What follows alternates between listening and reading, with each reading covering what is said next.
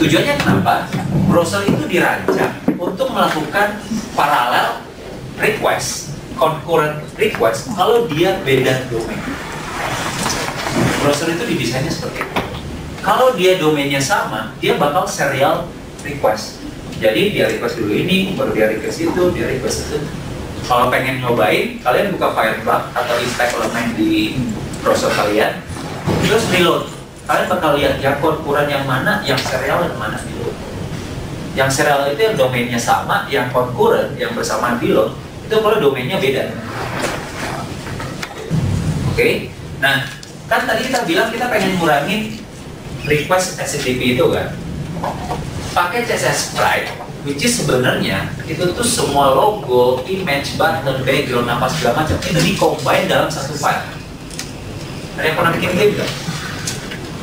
Ada yang pernah bikin game?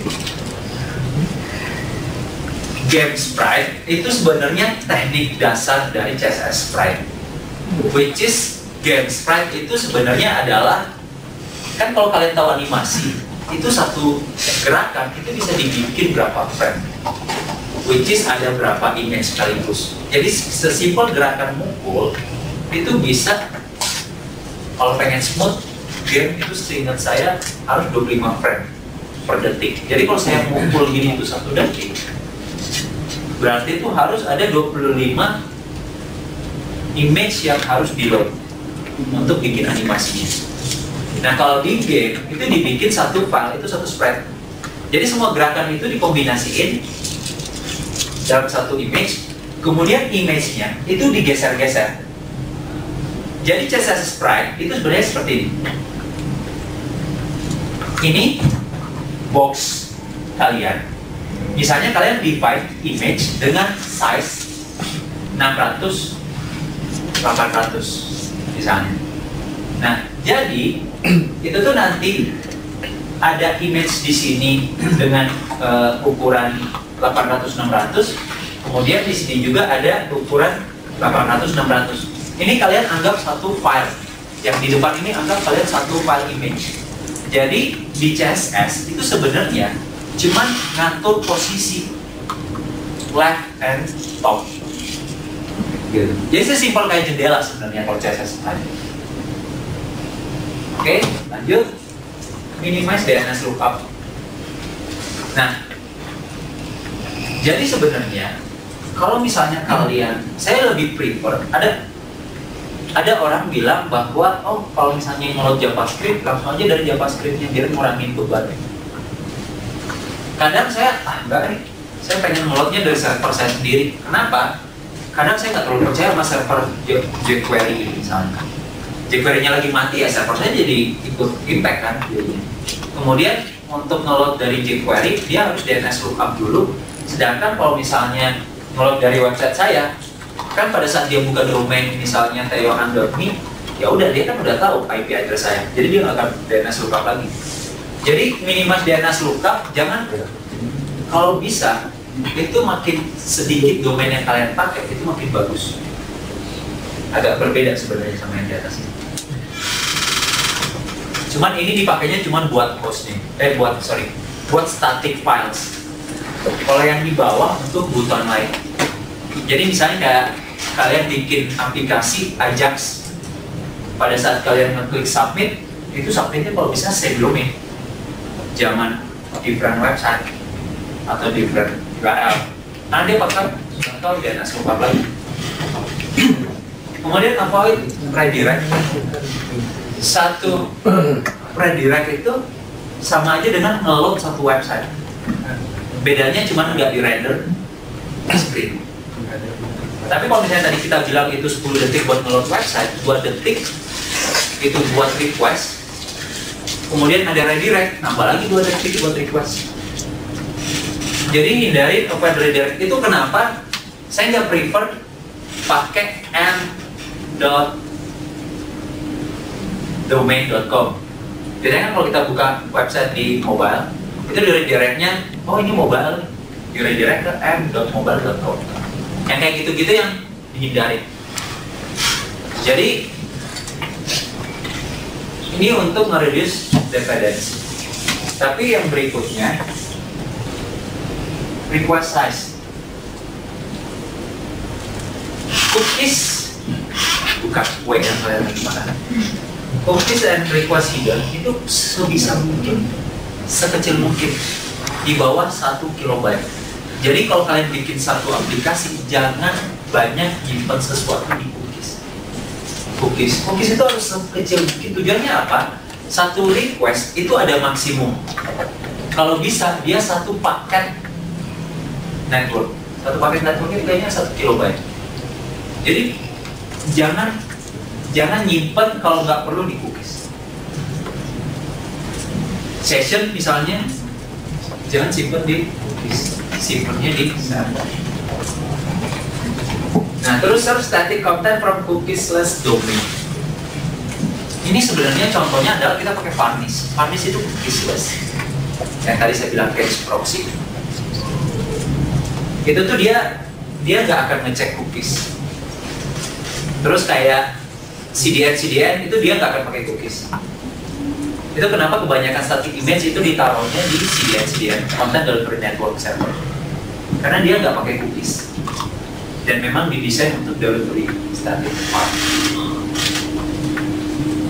Reduce image dimension.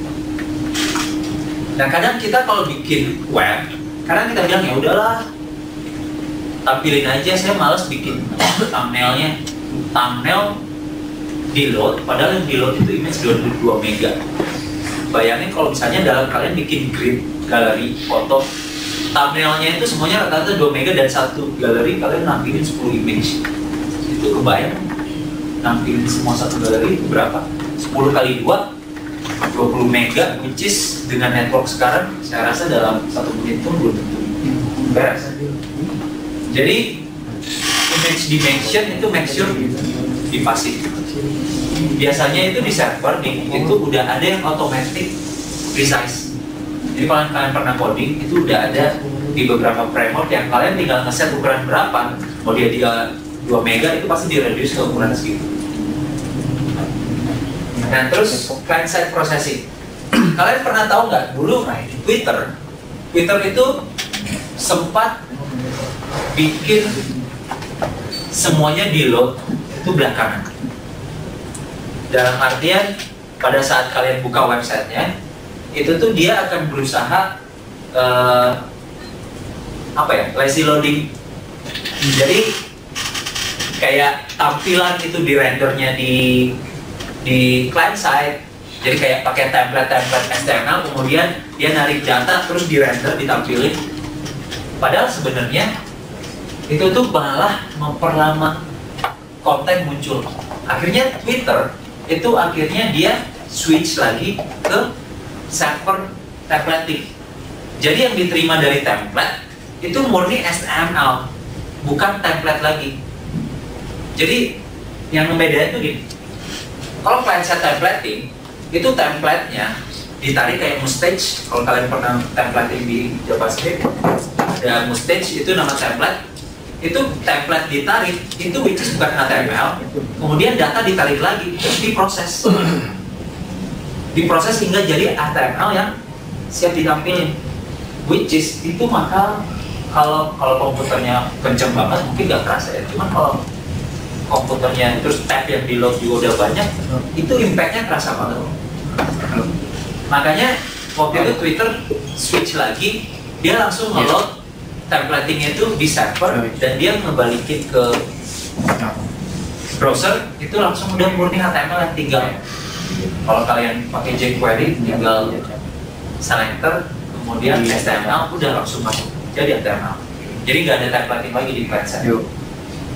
Terus ini RWD dan REST. Ini sebenarnya responsive web design sama responsive server side. Jadi bedanya ini, responsive web design. Karena kan kalau kalian buka website zaman sekarang, kalian buka jangan buka di iPhone deh. Buka di browser kalian, di desktop, terus kalian coba screen-nya kalian kecilin. Itu tampilannya akan berubah. Tampilannya tetap bagus, tampilannya tetap layoutnya tetap rapi segala macam. Tapi dia akan menyesuaikan. Jadi misalnya yang tadinya kolomnya ke kanan gitu, pada saat browser kalian kecilin, itu dia akan turun ke bawah. Dan kalian tinggal scrolling atas bawah. Layoutnya bagus. Cuman tetap aja semua resource itu pasti bakal di load. Tetap aja itu pasti di load. Terutama resource yang kalian set di CSS itu pasti load semua. Membedain sama yang responsive server side, which is server kalian udah bisa tahu itu yang akses tuh mobile kah, desktop kah, kalian dari server sebenarnya udah tahu.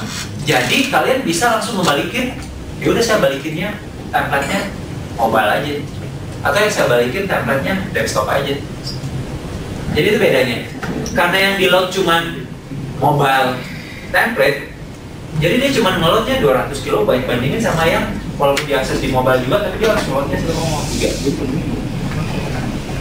Yang satu lebih dari 2 detik, ini di bawah 1 detik.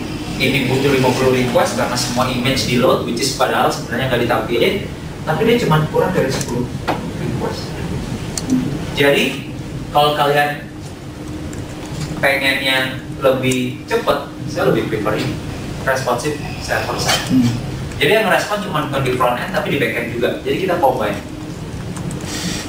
Terus pakai awesomeness, font awesome. Jadi ini bukan image, ini font yang kalian buka terus tampilannya kayak image. Ada di font awesome.io.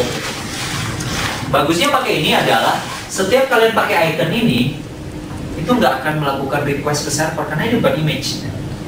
Ini font. Ini sama dengan kalian nge-load next CSS kemudian di styling pakai font. Namanya font awesome.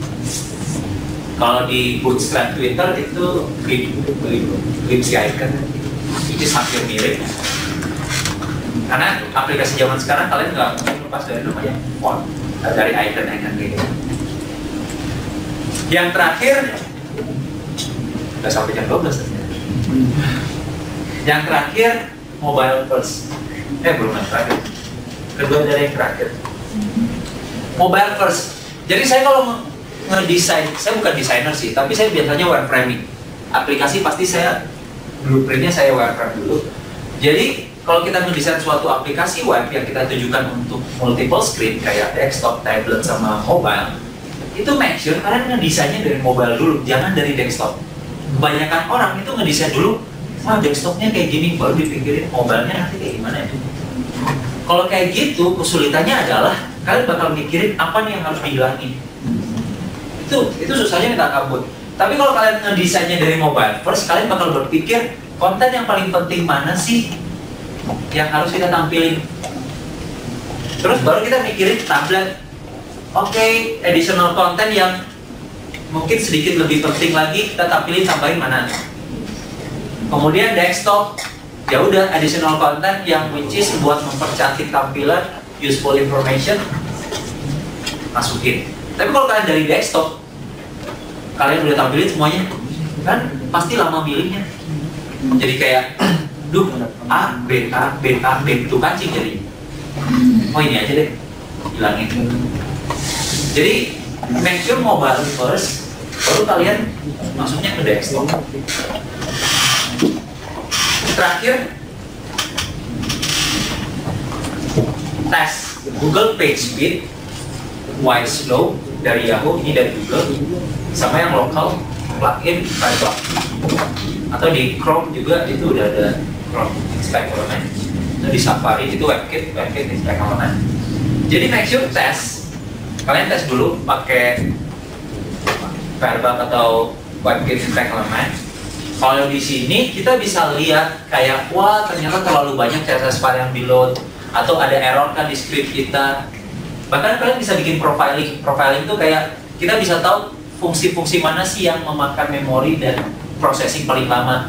Sehingga kita bisa tahu di JavaScript kita bisa tuning ini fungsinya kayaknya masih bisa diapain. Itu kerja profiling.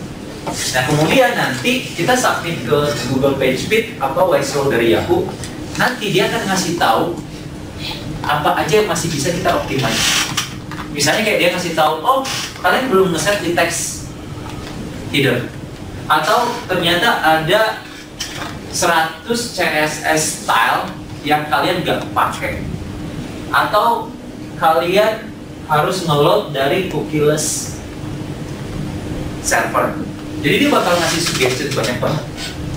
Nanti ada grade-grade-nya A, B, C, D. Jadi kalau kalian udah dapat A ya udah, berarti bagus gitu. Tapi kalau dapat C, berarti masih banyak PR yang kalian harus lakukan buat mengoptimize si website kalian. Oke, yang terakhir, thank you. Kalau misalnya ada yang pengen nanya-nanya bisa ke Twitter. Slide ini nanti saya upload ke SlideShare saya. Jadi, tapi slide saya pasti upload semua ke SlideShare. Jadi kalian search aja Yohan Totik di SlideShare. Nanti ini akan saya upload setelah acara. Oke, terima kasih.